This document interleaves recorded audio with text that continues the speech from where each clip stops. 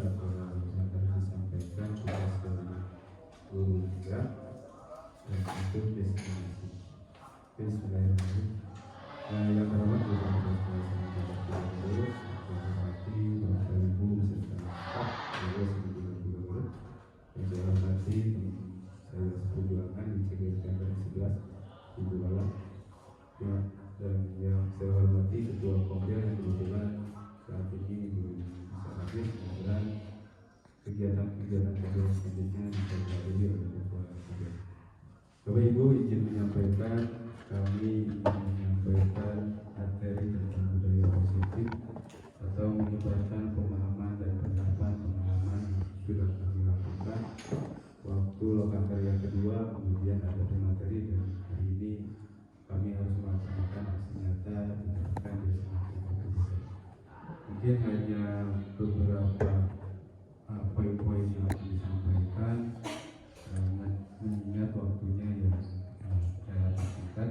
Mudah-mudahan ini bisa menjadi pemahaman baru atau yang sudah paham juga, karena bulan Desember 2012 juga akan melaksanakan budaya positif. Mungkin untuk yang baik pertama aku menyampaikan materi oleh Bella, waktu dan tempat di proses.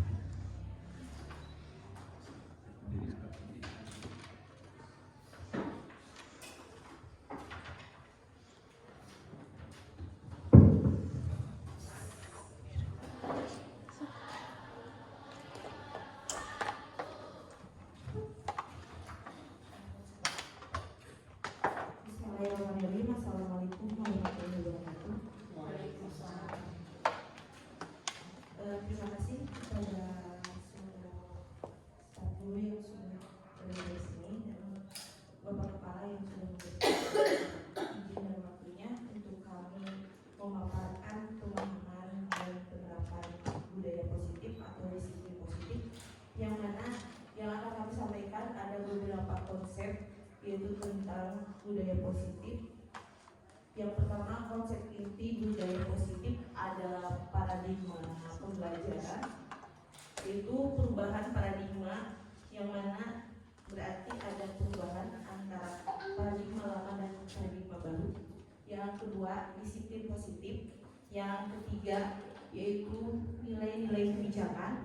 Yang keempat adalah kebutuhan dasar manusia. Yang kelima, motivasi perilaku manusia. Yang keenam, posisi kontrol guru. Yang ketujuh, keyakinan kelas. Dan yang terakhir, segitiga restitusi. Pembelajaran dengan paradigma baru. Kenapa ada pembelajaran paradigma baru? Mungkin ibu sudah tahu, Bapak Guru semuanya, apabila ada pembelajaran dengan paradigma baru berarti ada paradigma lama yang sudah pernah digunakan. Namun pembelajaran dengan paradigma baru merupakan pembelajaran yang dirancang berdasarkan dengan prinsip pembelajaran berdiferensiasi, yaitu pembelajaran yang berpihak kepada murid, sehingga murid belajar sesuai dengan kebutuhannya, berdasarkan tahap perkembangan sesuai dengan teori psikologi modern untuk mewujudkan profil pelajar Pancasila. Nah, untuk selanjutnya, mengubah paradigma, yaitu dari stimulus respon ke pendekatan teori. Ini ada dua prinsip, di mana stimulus respon itu kebutuhan kita sama, itu realitasnya. Namun beda dengan teori kontrol. Kalau dalam teori kontrol, kebutuhan kita itu berbeda. Itu perubahan paradigmanya.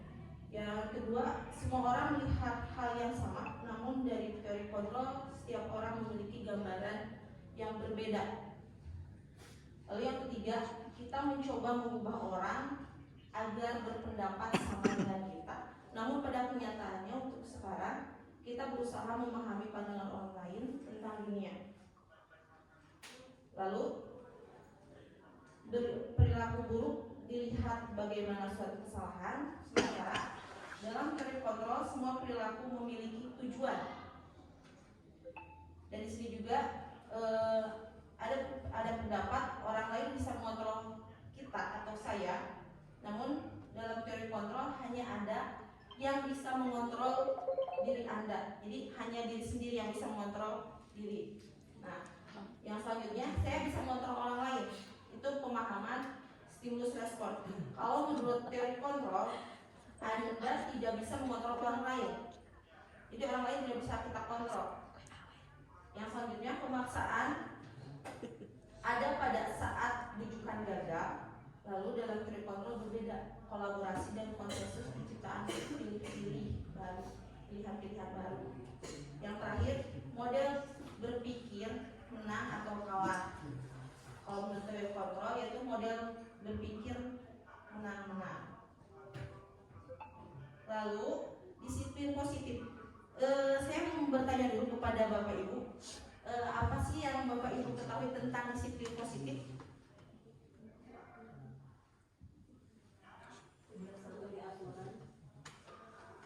Gimana Bu? Iya. Kebiasaan yang positif. Coba Ibu Dela. Menaati aturan. Ya. Terus yang lainnya Ibu guru yang lain, kita sharing saja di sini sekalian. Coba Ibu Ayu, disiplin positif itu seperti apa? Proses bukan hukuman atau ganjaran bagi anak. Ganjaran. Atau ya ketika ada anak yang melanggar aturan atau anak yang gitu, jadi nah atulah hukumannya gitu, enggak siga baheula gitu, jantan positif ngarasi anak menjadi lebih baik. Kalau menurut Ibu Ayu katanya hukumannya tidak seperti dulu, nah sekarang lebih positif. Namun pada dasarnya betul ya kata ibu-ibu semua di sini, ibu guru menyebutkan bahwa disiplin positif itu adalah aturan yang diterapkan kepada murid.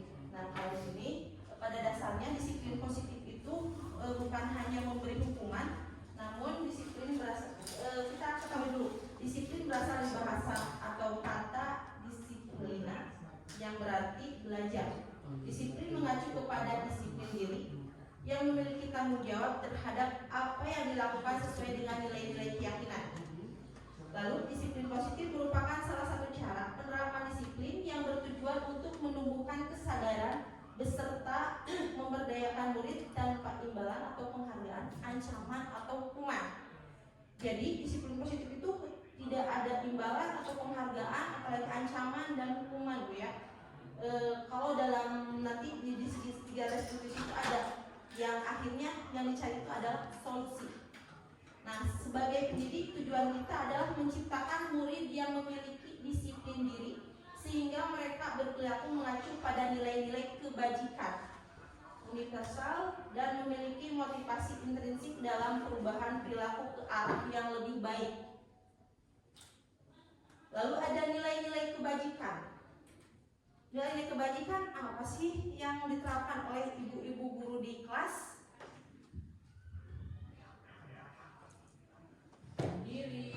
Mandiri, jujur, tanggung jawab. Nah itu adalah nilai-nilai kebajikan yang sudah ibu-ibu diterapkan. Sudah betul ya. Jadi nilai-nilai kebajikan yang diterapkan di kelas itu sesuai dengan nilai-nilai profil pelajar Pancasila, yang mana di dalamnya sudah terdapat beriman dan bertakwa kepada Tuhan Yang Maha Esa, berakhlak mulia, terus berkebinekaan global, gotong royong, mandiri, kreatif, dan benar kritis ya Pak. Terus yang kedua itu menurut Ibu Premier Year Program atau FYP, yang di dalamnya harus menerapkan toleransi, rasa hormat, integrasi, mandiri, menghargai, antusias, empati, keingintahuan, kreativitas, kerjasama, percaya diri, dan komitmen. Itu yang harus diterapkan ya Ibu Bapak. Yang terakhir keterampilan hidup atau life skill. Life skill itu yang harus diterapkan kepada anak-anak itu bisa seperti dapat dipercaya, lurus hati, pendengaran yang aktif, tidak merendahkan orang lain, dan memberikan yang terbaik dari diri. Itu ya yang harus diterapkan, nilai-nilai kebajikan kepada anak-anak murid semuanya. Kebutuhan dasar manusia. Jadi kebutuhan dasar manusia di sini untuk menumbuhkan budaya positif atau disiplin positif itu kita harus mengerti dulu. Kebutuhan dasar manusia adalah segala sesuatu yang kita lakukan untuk mendapatkan apa yang kita inginkan. Seluruh tindakan yang kita lakukan memiliki tujuan tertentu. Dan semua usaha terbaik yang kita lakukan adalah dalam rangka agar kebutuhan dasar kita terpenuhi dengan baik. Nah, itu yang dimaksud dengan kebutuhan dasar manusia. Jadi ibu dan bapak guru harus mengetahui apa yang dibutuhkan oleh peserta didik. Kasih sayang, perhatian, ingin didengar, motivasi. Nah, sebenarnya anak itu biasanya melakukan pelanggaran atau hal-hal yang di luar nalar atau tidak disiplin itu biasanya karena kurang kasih sayang atau kurang perhatian, sehingga mereka mencari perhatian dari gurunya. Nah, makanya ibu bapak guru harus lebih peka terhadap anak peserta didik. Mereka itu keinginannya apa? Nah, nanti kita bahas lagi di apa yang dibutuhkan oleh siswa. Lalu yang selanjutnya yaitu 5 kebutuhan dasar manusia yang tadi sudah ibu sebutkan. Ada di antaranya. Yang pertama, bertahan hidup. Apa sih yang harus kita lakukan untuk bertahan hidup? Makan. Melindungi diri dari apa? dari godaan setan, Daripada hujan. menjaga kesehatan. Menjaga kesehatan itu salah satunya untuk bertahan hidup. Jadi makanan, pakaian, kalau kita juga harus berpakaian ya Bu. Tempat tinggal, rumah, dari ancaman itu harus menjaga keamanan dan perasaan kesehatan. Oke. Yang kedua yaitu kasih sayang dan rasa diterima. Rasa diterima, dipedulikan, terus berbagi, kerjasama, menjadi bagian dari kelompok tersebut itu termasuk dalam kasih sayang dan rasa diterima. Jadi kita merasa diakui di lingkungan tersebut. Jadi harus ada perhatian terhadap orang yang mereka ini menunjukkan sesuatu hal itu harus kita beri apresiasi. Nah, mereka akan merasa diberi kasih sayang atau diperhatikan. Lalu yang ketiga, penguasaan. Penguasaan di sini apa coba? Mungkin Bapak Ibu guru lebih tahu kebutuhan rasa penguasaan itu seperti apa? Prestasi itu biasanya ditunjukkan oleh siswa-siswi supaya mereka mempunyai bakatnya itu terlihat oleh kita sebagai guru ya. Yang pertama harga diri, terus keinginan untuk dianggap, memimpin, prestasi, diakui dan didengar. Jadi kita masuknya ke dalam kekuasaan. Lalu yang keempat, kebebasan. Kebebasan di sini dalam artian mereka mempunyai kebebasan dalam melakukan sesuatu hal, bisa dengan cara mereka mandiri, memiliki pilihan, mencoba hal baru, dan mampu mengendalikan arah dirinya. Yang kelima yaitu kesenangan. Kesenangan itu bisa berupa mereka dengan bermain, humor, antusiasme, dan tertawa. Itu diantaranya. Untuk materi selanjutnya akan disampaikan oleh Bapak Suri.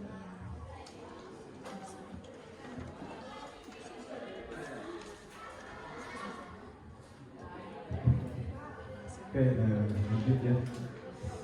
Mohon izin saja, kita sering diskusi saja kita dengan sekolah.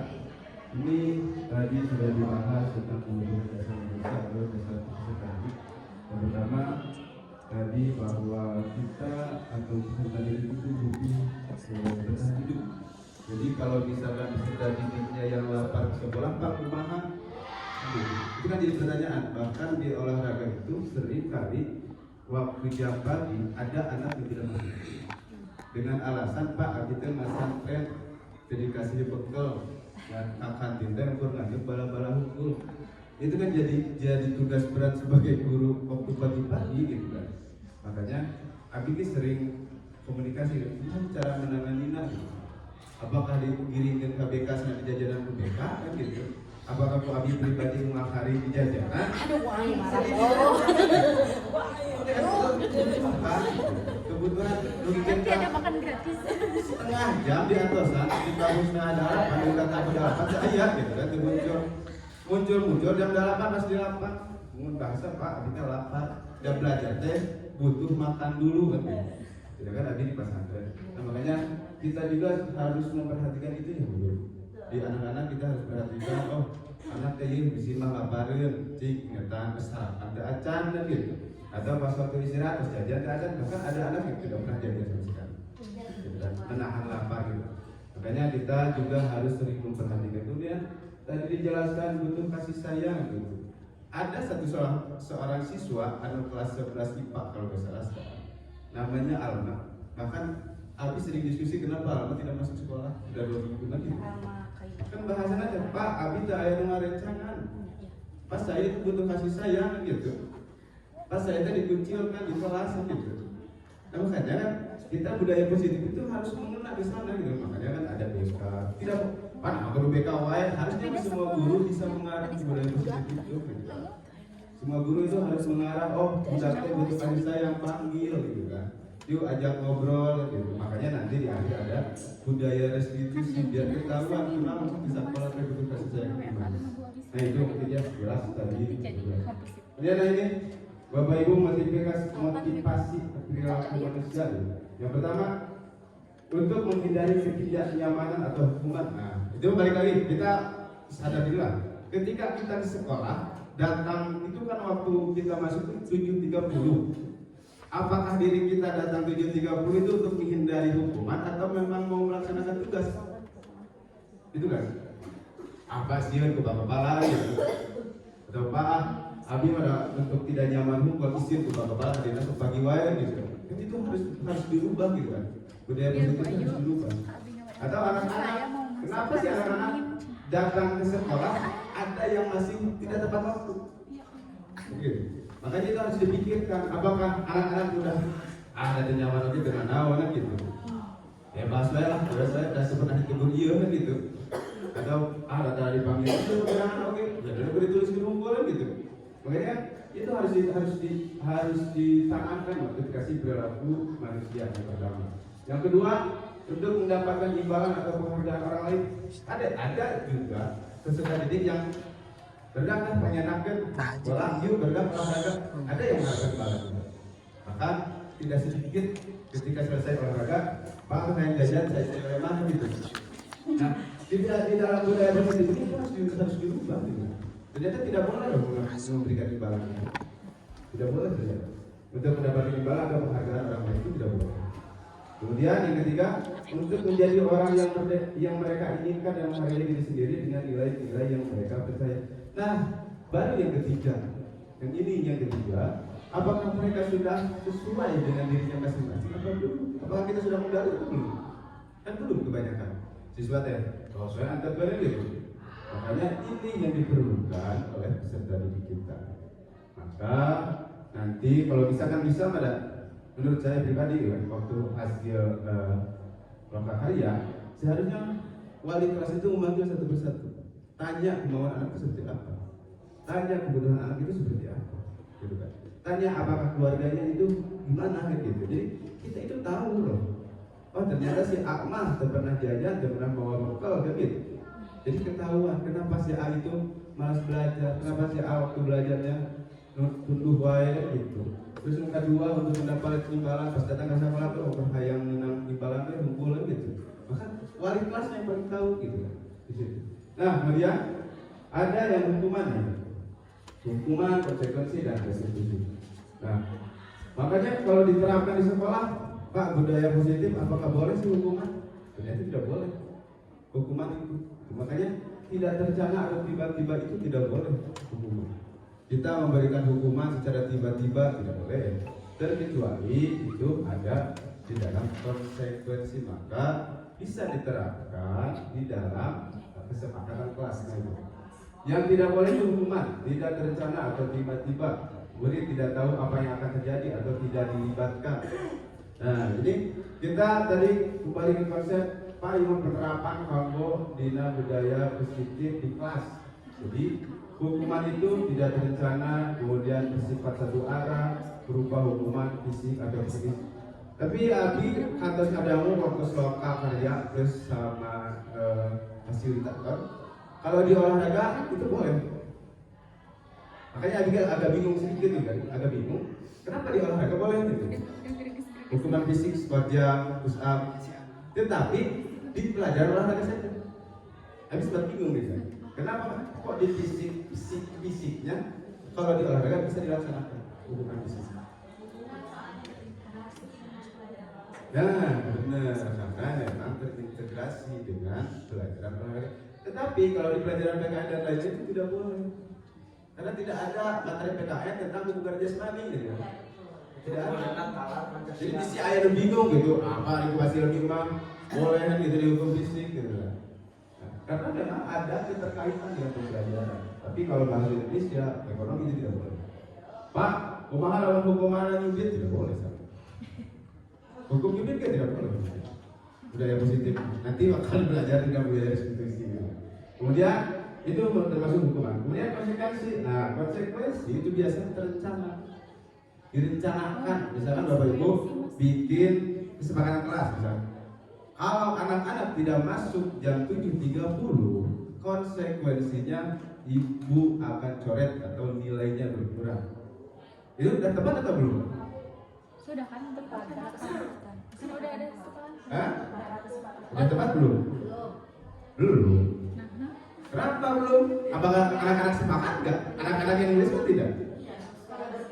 Hah? Ada kelas dulu, ada kesepakatan kelas. Iya, ada kesepakatan kelas. Oke. Kita sepakati sesuai peraturan ya, kesepakatan kelas. Oke. Apakah anak itu yang buat atau kita yang buat? Dua-duanya. Kesepakatan kita maunya mereka apa, maunya kita apa, dan jadi Berarti dalam kesepakatan satu kelas itu Bapak Ibu pernah mengasih kertas satu lembar per siswa tidak? Untuk membuat kesepakatan. pakai dokum bersama-sama. Nah, kalau misalnya kesepakatan bersama-sama, ayo lebih itu sepakat sebenarnya. Kalau tidak akan membuat, kalau setuju semua, membuat tanda tangan semua. Oh, berarti ada tanda tangannya kan? Ada tanda tangan. Ya, yang dibagi ya.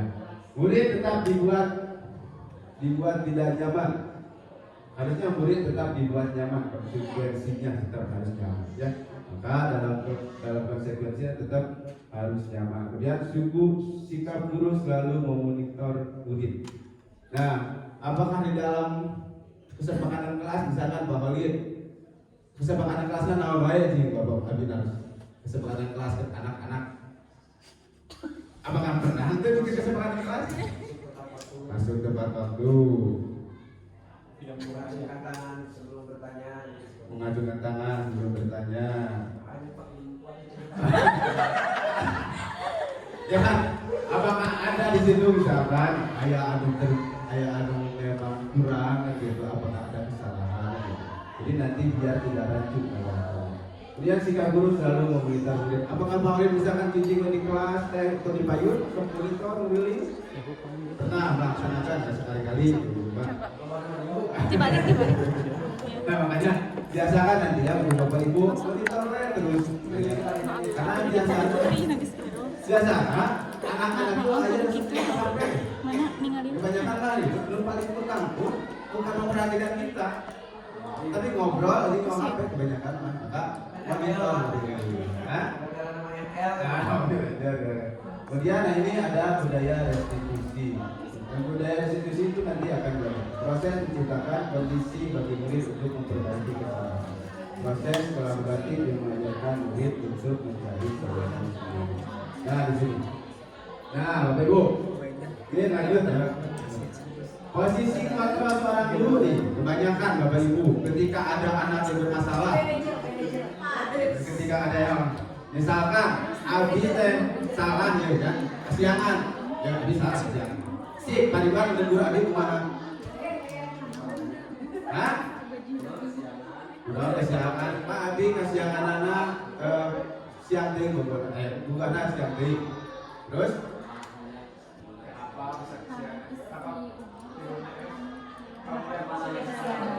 Abi begadang Pak main Mobile Legends misalkan. Sok, berhenti itu Pak, di luar. Bapak. Posisi kontrol itu tetap kita harus terus. Kalau misalnya kita salah mana gitu, udah mau belajar nih. Karena Bapak Ibu menjadi rasa bersalah, berhukum, kan gitu. Kemudian sebagai teman sih ngobrol sebagai teman, Pak Ridwan kumaha sih? Kebiasaan Pak Ridwan sok banyak teman aja. Jadi Pak Ridwan, Abi misalkan kabur, memahami dulu orang. Abi kabur nih masih ada lagi. Abi kabur kumaha sih penanganan Pak Ridwan? Kadang-kadang kalau memahami dirinya mendalam. Kurang kabur.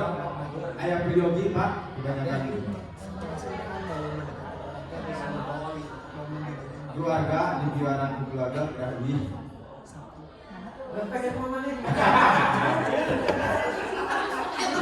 sebagai teman kemudian pemantau ya Ridwan maksudnya ikut lingkungan yang kita pemantau ya makanya kemudian sebagai pemantau Pak Ridwan masuk ikut lingkungan kan pemantau ayo salah potong ayo unggul gitu jadi itu kan cara bersikap sebagai seorang guru. Nah lanjut. Nah ini contoh penerapan 5 posisi kontrol guru. Hormat pada bendera selama 1 jam. Penghukum atau konsekuensi. Berhukum. Nah kemudian berapa kali? Oh itu Pak kasus ya. Berapa kali ibu bapak dengan kami lalu saja membuat perasaan bersalah, tidak memakai atribut muka saat upacara bendera. Pernah nggak bapak ibu menerapkan itu? Ketika ada anak yang memang tidak memakai baju atau atribut muka saat upacara, Kita telepon dia bisa tahu. tidak. Jadi kumaha ada penanganannya orang teh itu atribut lengkap teh, anda benar gitu? Bingung kan ya wae. Nah ini siswa tidak pakai. Maka ini kata-kata untuk menjadi teman ada ikuti aturan sekolah. Tolong bantu Bapak Ibu ya setelah ini. Ya sudah tidak apa-apa kali jangan sampai berubah seperti ini. Kebanyakan saya lihat seperti ini di teman. Jadi barangkali nyaman. Ayo nanti ngobrol lagi dulu. Tidak naon, tidak naon gitu. Tidak naon salah oke. Kewet di ini gohara baik omeara gitu. Kebanyakan itu. Gitu. Kebanyakan itu. Kemudian Jadi orang gimana? ini kan sebagai pemantau misalkan kata-kata kamu sudah melanggar peraturan sekolah jika peraturan dan gitu. Apakah kamu tahu konsekuensinya? Tahu, dibilang tahu konsekuensinya. Coba tanya Pak Ridwan. Ada kan konsekuensinya? Perjanjian ini 1, 2 dan sampai 3 lah. Hari ini lah. Tidak ada hukuman, tidak ada pola pendekatan untuk berubah kan gitu.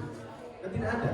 Makanya di sikap ini dimulai di sini mudah-mudahan ada perubahan ya sekarang. Abang kamu tahu kesalahan? Nah biasanya Burianti ya masuk pada segitu, karena manajer. Abang kamu tahu kesalahanmu, gitu. Kira-kira bagaimana kamu perbaiki kesalahan? Biasanya masuk nyarat ke saya berjanji dah yang tidak kertas ya. Ya saya berjanji pengen tahu kalau gitu. Itu sebagai apa kayak dalam wadai gitu.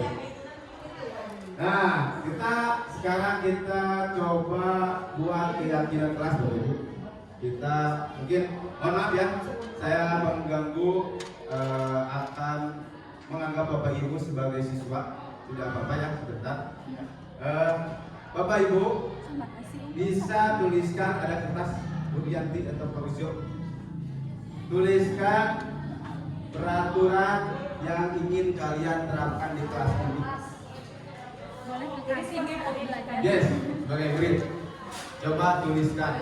Nanti kita karena di sini izin buat dulu 4, 5, 6, 7, 8, 9, 10, 11, 5 keyakinan kelas saja. Kita terapkan 5 keyakinan kelas.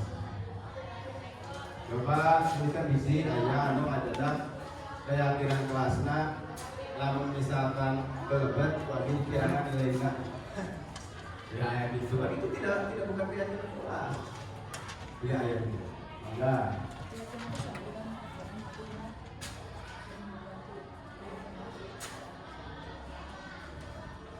Coba dituliskan satu saja.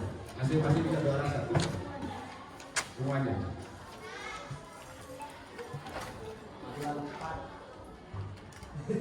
pulang cepat atau datang awal waktu, datang tepat waktu, pulang tepat waktu, pulang tepat waktu,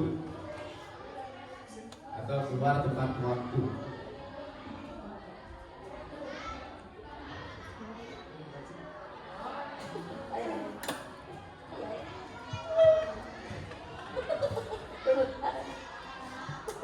Ya, bojo, aku mau bojo. Bikin keyakinan kelas satu orang satu. Keyakinan di sini. Iya, keyakinan. Keyakinan kelas saja. Bapak Ibu, saya angkat sebagai Jadi kelas? guru. Ya, bisa ngomong. Tidak usah. Tidak usah. Kurang kayak yang kelas kumaha.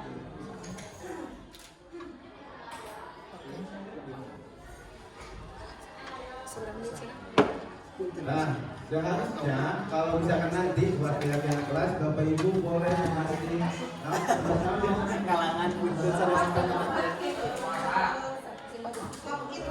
kalau bisa ditempel stop it, nanti kasih kertas kawin buku ini itu membuat kesepakatan kelas nanti melakukannya.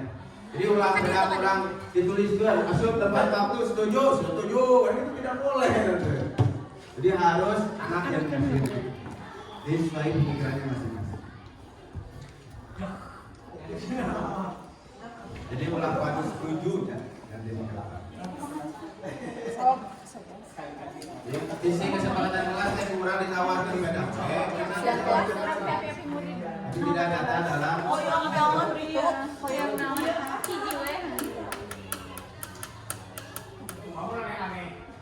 Ya nggak apa-apa. Jadi nanti kita bikin kesepakatan. Misalkan dari total 30 siswa, kita ambil 10 yang paling cocok. Gitu. Yang paling cocok menurut masing-masing. Jadi nanti ketika ada anak yang tidak diambil, itu jangan sakit hati. Ya, kalau ada yang tidak diambil, kita balikan lagi ke forum. Ini apakah cocok atau rancu atau tidak kata-kata beliau. Apa bahasa Indonesia bernarasi?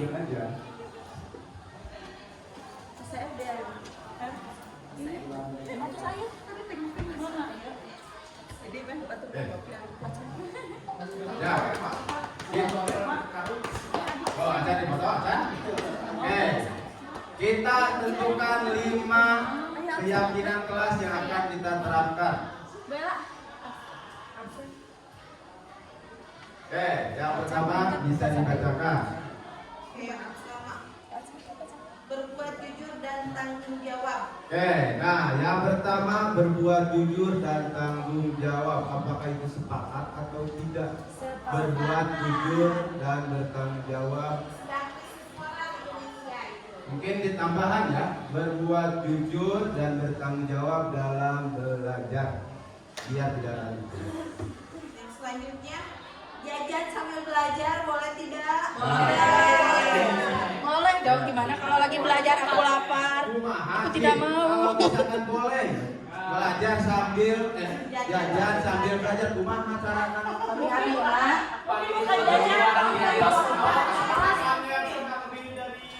Ya. Ya Bapak Abinanya, Abinaros, ya Bapak Abinaros. Kumaha jajan sambil belajar teh?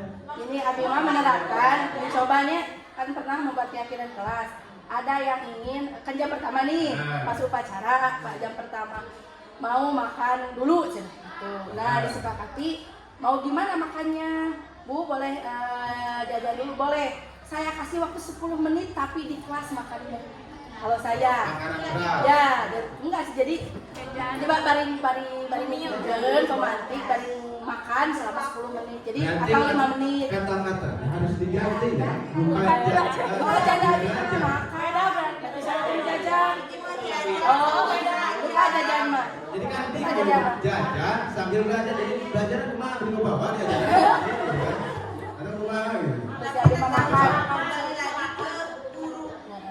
Coba kata-katanya berarti harus dirubah kalau mau diterapkan. Abimah boleh makan dan minum. Boleh sarapan dulu. Ya, tapi di kelas. Sambil atau boleh sarapan dulu di kelas 5 menit ya. 5 menit atau Iya. boleh 5 menit sarapan dulu di dalam kelas. Diberi waktu Diberi 5 waktu. menit untuk sarapan Diberi terlebih waktu dahulu. 5 menit untuk sarapan terlebih dahulu. Berarti kata-katanya perlu diganti. Ya Allah, jajan dulu sambil jajan sambil belajar. Lanjut. Tadi 2 ya? 2. Yang ketiga, ingin pembelajaran yang menyenangkan. Yang ketiga, ingin belajar yang menyenangkan. Apa itu? Masuk atau Ada tidak? speaking. Ada SPP ya. Harus dong. Bisa boleh masuk. Berarti belajar senang menyenangkan. Ya, berarti. Yang keempat, WiFi jangan selalu aktif karena banyak teman-teman yang menggunakan HP bukan untuk belajar dan mengganggu konsentrasi teman yang lain. Nah itu kesepakatan kelasnya WiFi dimatiin.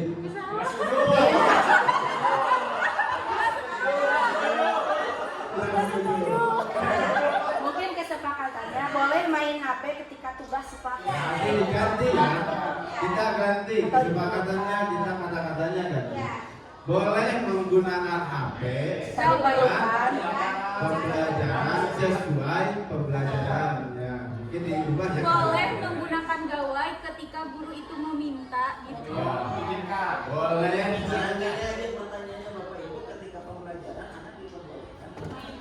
Kalau memang kalau mengisi Google Form mungkin boleh. Depan HP-nya, nah ketika dibutuhkan bukan untuk metodenya seperti itu baru dibolehkan. Nah, ketika misalkan ada siswa yang menggunakan HP ketika pembelajaran, kayak dilakukan.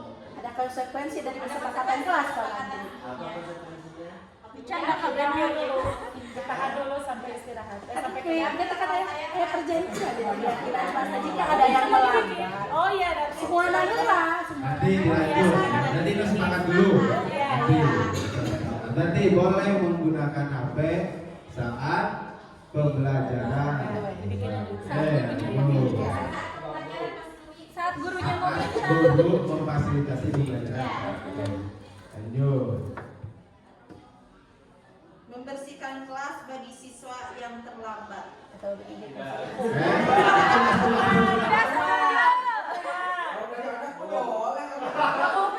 Iya, makanya nanya. Bapaknya sebagai siswa atau tidak? Tidak mau. Kalau bapak kesiangan nanti bapak Tidak mau.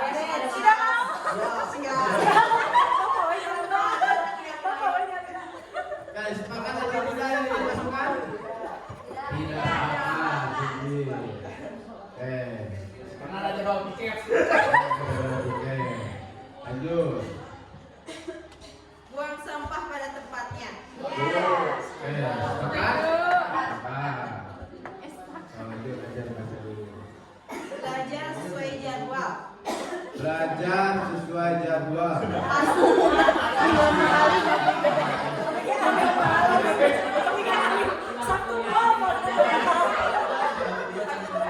Hadir tepat waktu. Hadir tepat waktu, ditambah hadir tepat waktu dan keluar tepat waktu. Yang sudah ada. Lanjut. Tugas jangan terlalu banyak, Pak. Sepakat. Tidak memerdekakan siswa itu kan sama belum merdeka. Sepakat? Oke, Sepakat. coba kita masukkan dulu. Sepakat. Lanjut. Ada waktu untuk makan saat istirahat karena masuk bel terlalu cepat, minta tambahan waktu. Setelah boleh ditambah. makan. Setuju tidak? Setuju. 7 tadi kan 5 menit ya. Misi salah tri setuju. Berarti Semangat sekolah nggak sepakat. sepakat ya, sepakat. Di sekolah ada sepakat. Lalu kebersihan lingkungan kelas. Sepakat. Nah, Belajar mengasihkan seperti game tadi udah ya. nah, Terus bisa makan di kelas. tidak boleh. Empati dan pengertian sesama teman, menghargai proses belajar, lingkungan belajar yang aman. Oke, Bu Ella disebat ke saudara. kita ada kata-kata kesepakatan kelas yang hampir sama. Kita lihat. Oke, kesepakatan kelas yang disepakati yang pertama, ingin pembelajaran yang menyenangkan dengan speaking, berbuat jujur dan bertanggung jawab, diberi waktu 5 menit untuk makan sebelum belajar, lalu boleh menggunakan HP kalau dibutuhkan dalam pembelajaran. Yang selanjutnya, buang sampah pada tempatnya, hadir tepat waktu dan keluar tepat waktu, tugas jangan terlalu banyak, terus ada waktu untuk makan, saat istirahat ditambah 5 menit. Kebersihan lingkungan kelas, empati dan pengertian sesama teman, menghargai proses belajar, lingkungan belajar yang aman. Itu kesepakatan kelasnya. Nah, tadi ada kata-kata membuang sampah pada tempatnya dan menjaga lingkungan bersih. Nah, bisakah disatukan atau tidak biar bisa ya, berarti kan harus diubah ya. Jadi nanti Bapak Ibu setelah penerapannya tetap harus di cross check ya.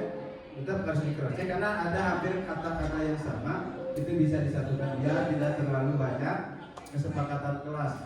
Meskipun cuma 5 tapi mengenai itu bisa dilaksanakan. Yang penting anak itu mengingat keyakinan kelas yang ada dalam diri ketika kita mengajar. Nah, ini. Kita tadi sudah lanjut. Nah ini pembentukannya keyakinan kelas yang tadi bersifat lebih abstrak daripada peraturan yang lebih rinci dan konkret. Kemudian berupa pernyataan universal, dibuat dalam pernyataan positif. Kemudian keyakinan kelas hendaknya tidak terlalu banyak, maka tetap harus kita uji ulang keyakinan kelas yang kita buat kemarin. Kita uji lagi apakah ada yang kata-kata sama, kata-kata yang tidak, nanti kita uji kembali. Kemudian disesuaikan dengan keadaan kelas dan sekolah sehingga mudah diterapkan. Kemudian semua warga kelas hendaknya dilibatkan saat membuat keyakinan kelas. Maka prosesnya hampir sama seperti tadi ya. Kita kasih anak kertas 1 lembar atau 1 cuir biar mereka mengisi masing-masing mengungkapkan apa yang ingin ada di dalam kelas. Itu jangan sampai lupa. Nah, kemudian ada segitiga restitusi. Nah ini kebanyakan ada permasalahan, kita itu terlalu banyak sebenarnya. Permasalahan anak telat, anak masuk ke kelas tidak tepat waktu gitu. Karena memang kesepakatan kelasnya juga kemungkinan ada kekurangan gitu. Maka kita harus perbaiki kesepakatan kelas. Kemudian ada permasalahan yang kebanyakan menurut saya, pandangan saya itu tidak diselesaikan dengan secara maksimal.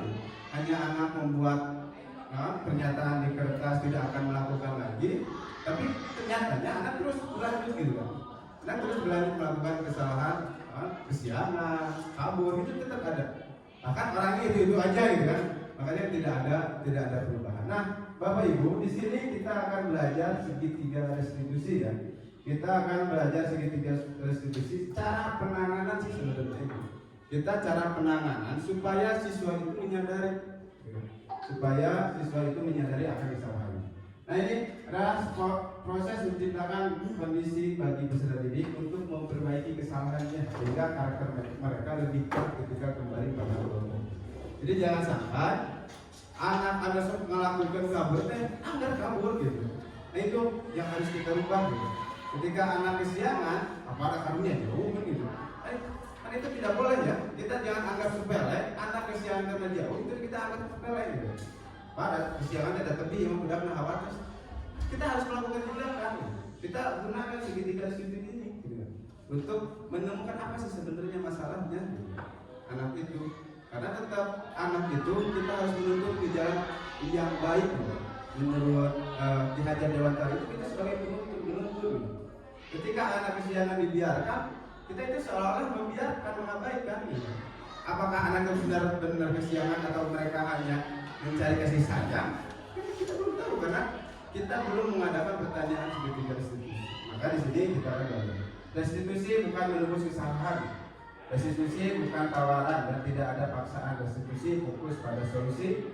Restitusi memberikan kesempatan kepada peserta didik untuk disiplin memulihkan diri dari kesalahan sehingga memiliki tujuan yang jelas. Nah ini segitiga restitusi. Nah ini langkah-langkahnya. ada 3 langkah yang harus diterapkan semua guru sih sebenarnya. Bukan hanya guru BK saja, tapi semua guru ini harus diterapkan. Segitiga restitusi. Nah ini yang pertama, ada 1 menstabilkan identitas. Yang kedua, validitas kebutuhan peserta didik. Yang ketiga, menanyakan keyakinan. Nah, keyakinan kelas tadi ditanyakan kembali. Atau ada kalau di sekolah itu kebanyakan peraturan sekolah gitu, kebanyakan budaya.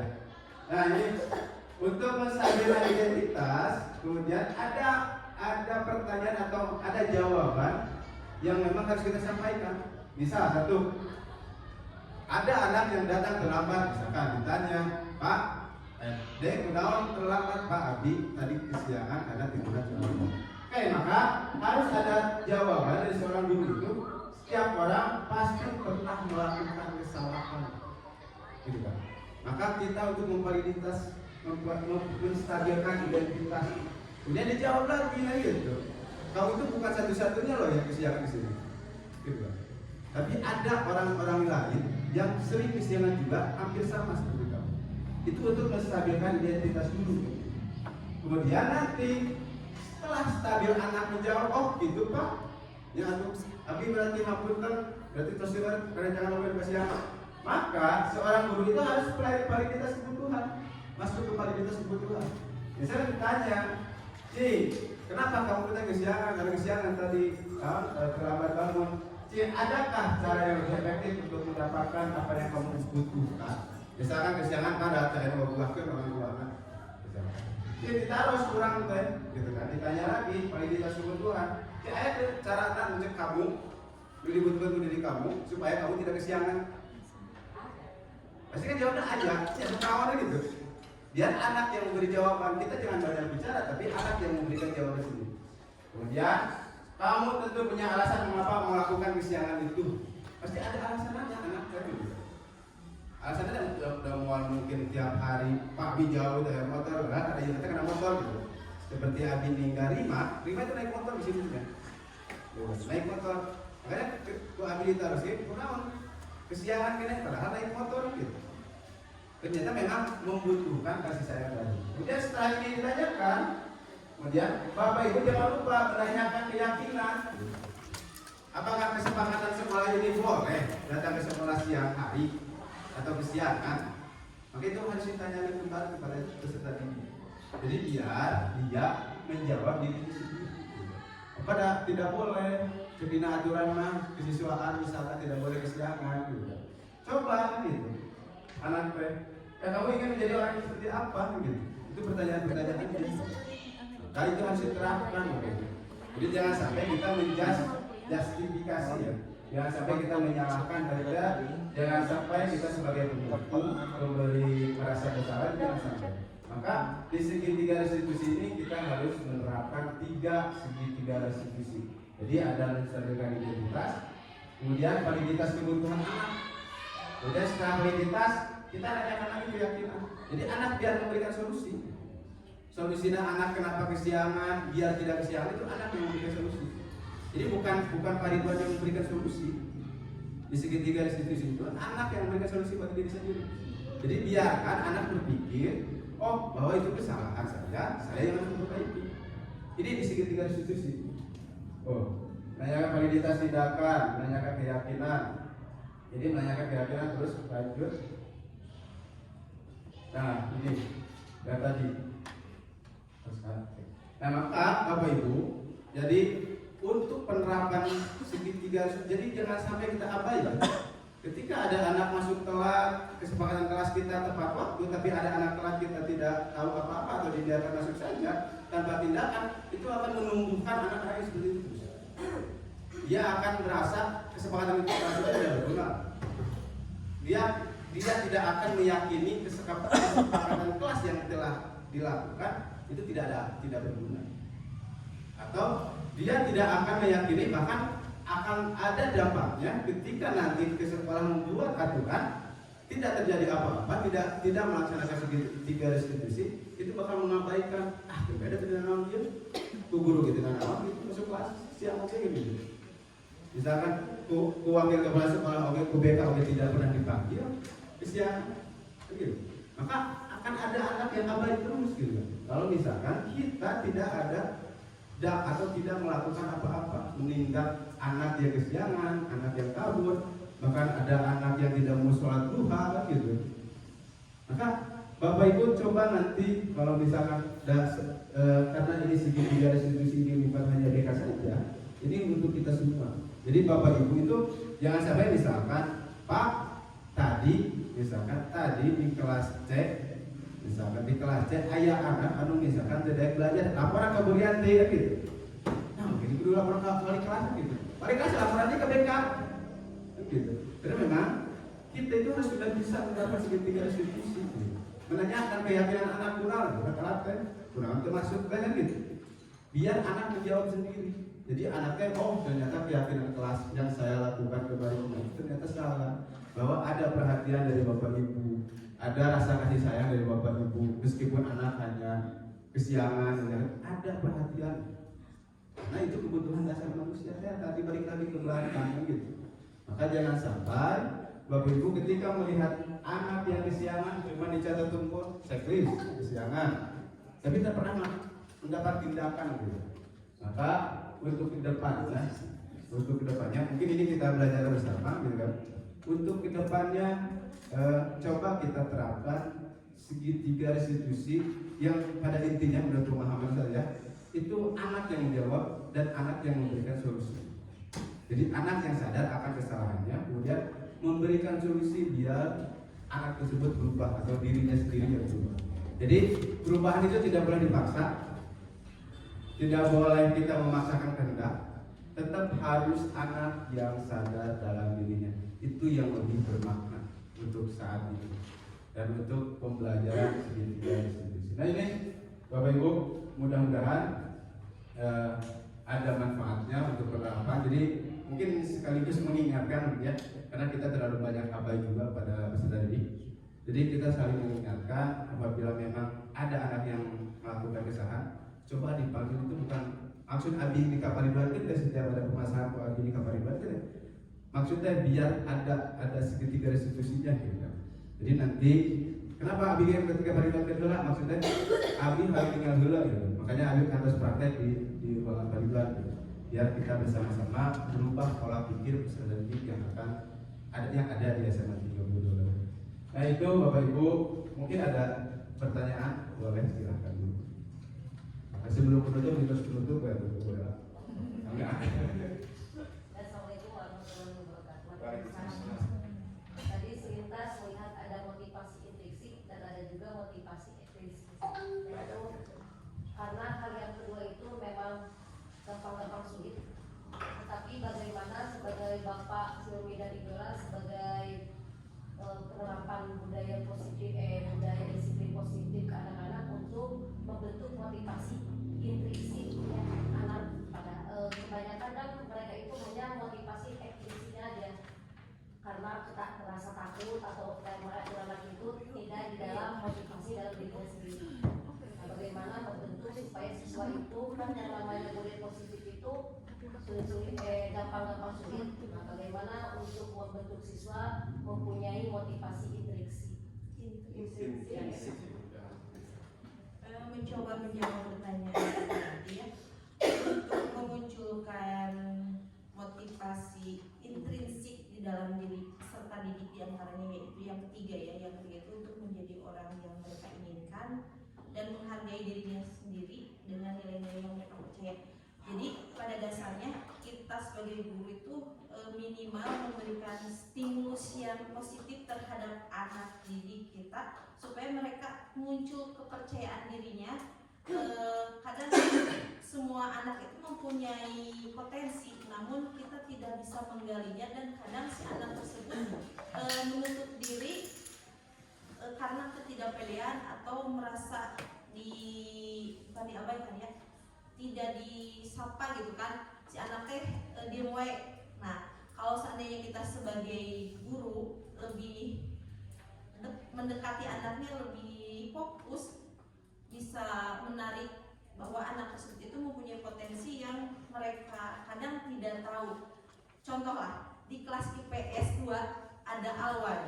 Nah, Alwan itu dia itu potensi. Kalau dalam segi bahasa dia itu mempunyai bahasa yang luar biasa. Dia itu suka memberikan kata-kata yang puitis gitu kan. Itu kalau digali oleh Bu Trisna atau Bu Ai itu bisa menghasilkan puisi-puisi yang luar biasa bagusnya gitu kan. Ada Hendra itu dia itu kadang banyak bukan kasih benar, dia suka hanakeun gitu kan. Padahal itu mempunyai potensi. Kalau menjawab, ya kan, suka menjawab dia itu memunculkan jawabannya benar. Padahal iseng gitu kan.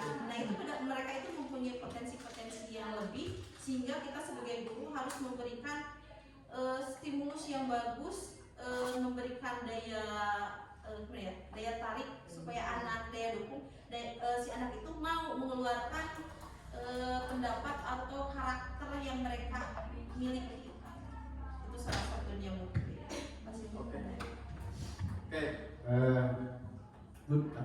Motivasi ekstrinsik, intrinsik di dalam diri dan di luar X dari luar, Y dari dalamnya.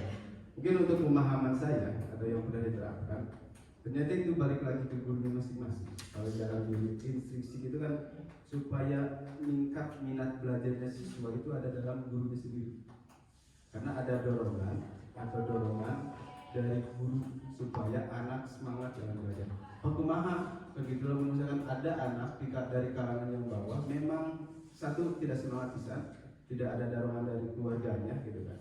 Karena tadi kebutuhan dasar siswa itu kan ada kasih sayang juga. Maka tetap kita sebagai guru yang paling, karena kemarin hasil apa itu ada bahasa rumah kedua siswa itu sekolah. Rumah kedua siswa itu sekolah. Maka sekolahlah yang harus bisa membuat nyaman peserta didik. Ketika ada anak yang tidak suka dalam pelajaran, misalkan dalam pelajaran PJOK, saya mencoba mendekati. Gitu. Karena keburu anu saurang mah kapunten kelas 3 udahnya saha anu dicadar teh itu belum diterapkan segitiga distribusi anu kabujeng ya. Soalnya abi mendingan ada segitiga restitusi untuk supaya anak belajar menyenangkan. Menurut anak itu pelajaran PJOK itu seperti apa yang menyenangkan. Ada anak, salah satu anak di sekolah kita yang dulu tidak mau belajar, bahkan kalapang lain pakai seragam wae gitu. Itu memang saya sengaja pisahkan. Maka nanti setelah saya belajar segitiga restitusi panggil, coba kunaon sih olahraga wae, bagi olahraga teh semangat ya Bapak olahraga. Kan ada jawaban ternyata. Satu, saya tidak dihargai oleh teman-teman. Maka kita harus mendorong yuk atuh cing kumaha carana cek kamu, misalkan carana semangat dihargai oleh teman-teman kamu dalam belajar PJOK, cing kumaha cek kamu. Pas saya perlu aktif Pak, saya perlu ganti baju olahraga Pak, saya perlu tuh, kamu harus bisa jawab gitu. Nah kenapa kamu masih kena melakukan itu? Saya hanya ingin mencari perhatian, hanya ingin diingatkan oleh peserta didik yang lain. Abi hanya diingatkan barudak, dirinya tetap pakai baju olahraga, kita juga orang gitu. Ternyata hanya hal seperti itu saja gitu. Maka tetap yang menginginkan motivasi intrinsik itu tetap ada di guru. Anak itu biarkan mengungkapkan gitu, apa sih kemauannya. Gitu. Anak setelah mengungkapkan kita beri jalan, tapi jalannya itu biar anak yang menjawab juga. Gitu. Permasalahan yang ada dalam anak yang menjawab juga. Dan itu saya pernah melakukan itu berhasil. Jadi jangan sampai misalkan olahraga, jadinya pakai baju olahraga seperti yang 100 gitu. Jadi tidak efektif menurut saya. Tapi ketika menerapkan segitiga restitusi, menanyakan, validasi, kemudian stabilkan, kemudian menanyakan lagi keyakinan, ternyata anak sampai hari ini mau berolahraga dan itu bisa diterapkan dan manehna oke meyakini gitu. Oh, bahwa dalam pembelajaran olahraga saya perlu memakai baju olahraga dan saya perlu ikut aktif, belajar aktif, senang dan menyenangkan. Jadi tetap Bapak Ibu balik lagi ke kita ya, kita harus memotivasi terus anak untuk belajar, pembelajar sebanyak-banyaknya. Jangan sampai kita biarkan, misalkan ayah Alwan misalkan tidak, misalkan belajar matematika, gitu. Nilainya terlalu nol gitu, selalu nol. Tapi ketika kita dibiarkan terus tidak boleh gitu, maka kita pendekatan. Kagok pendekatan lagi gitu. Rumah itu salah satu tugas kita. Kita harus melakukan pendekatan supaya anak tuh mau belajar matematika dan nilainya minimal semua ini ada peningkatan. Karena itu butuh proses step, karena motivasi yang kita berikan itu ketika anak sudah muncul motivasi dalam diri itu akan proses meningkat. Dan itu sudah terjadi menurut Abi itu kan belajar. Dan itu mungkin kita tetap harus aware atau kita harus melihat kebutuhan anak, kita harus peka terhadap anak, karena menurut saya di Wangunjaya atau di sekolah ini kebanyakan siswa-siswinya yang memang orang tuanya bisa. Itu hampir banyak lah ya. Maka butuh kasih sayang, butuh perhatian, butuh pengertian, dan butuh kita menanya senyum pun atau salam pun itu mereka butuhkan. Maka motivasi ketika tidak ada orang tuanya yang motivasi mereka belajar, maka kita yang harus motivasi. Wali kelas terutama gitu. Makanya sekali apakah wali kelas pernah nanya peserta didik dipanggil satu-satu. Cing, didinya kumaha kat panah hayang kumaha. Cing, didinya misalkan kelas 10, keluarga latar belakangnya seperti apa? Misalkan naon dongkap hadir karena naon, itu kan pertanyaan yang memang menyenangkan menurut mereka. Itu bisa, oh kita kalau kurang dia bakal mereng motivasi ke diri juga. Maka itulah menurut Abi di dalam motivasi intrinsik bagi siswa. Karena kalau misalkan jadi lucu pertanyaan awal mah semua orang tidak akan keluar, tidak akan berani muncul di zona nyamannya masing-masing. Maka coba Bapak Ibu untuk memotivasi pembelajaran supaya anak ingin terus belajar atau belajar sepanjang hidup, maka coba lakukan pendekatan seperti yang tadi posisi kontrol yang tadi. Jadi kita segitiga restitusi kita lakukan, kita coba tanya maunya anak itu seperti apa, biar kita itu bisa menerapkannya pas kepada anaknya gitu. Karena memang ada satu kelas yang ada bahasa satu kelas, Pak Abi terasa Pak Guru gitu. Pak Abi terasa kunaon gitu. Kan itu kan jadi pertanyaan, apakah galak atau naon gitu. Maka lalu misalkan dibuka kan tidak boleh gitu. Maka tetap harus gurunya yang memanggil. Coba segitiga restitusinya lebih diterapkan. Jadi anak, kawan ternyata malas-malasan belajar, misalkan di pelajaran kawan bahasa Indonesia, cuma cumi dicaca gitu. Coba direstitusi. Apa sih yang menjadi keyakinan kelas kita gitu? Coba. Jadi ditumbuhkan semangat. Nah itu saja mungkin Bu Ella ada nanya. Bu Yanti cukup. Berarti ada hubungannya motivasi intrinsik itu di dalam restitusi. Iya.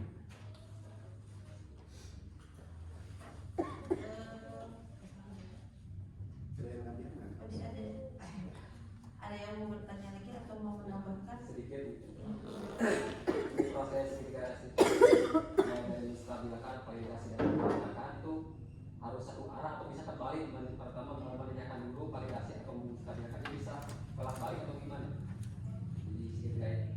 Kalau misalnya di BK kan langkah terakhir itu harus ke orang tua, berarti berkaitan dengan validasi. Jadi dengan orang tua dulu. Jadi bisa tak prosesnya terbalik tuh gimana? Dari segitiga restitusi. Kalau untuk prosesnya Pak, sebetulnya bisa dari yang kedua dulu atau ke satu dulu itu tidak jadi masalah. Namun dari ketiga tahapan tersebut seharusnya lengkap. Jadi kan kita tidak kalau secara spontan itu tidak akan langsung kita memberikan anak tersebut bahwa dia itu tidak bersalah gitu kan, karena kita langsung menanyakan itu validitas kebutuhan. Jadi kenapa kamu kesiangan seperti itu kan langsung.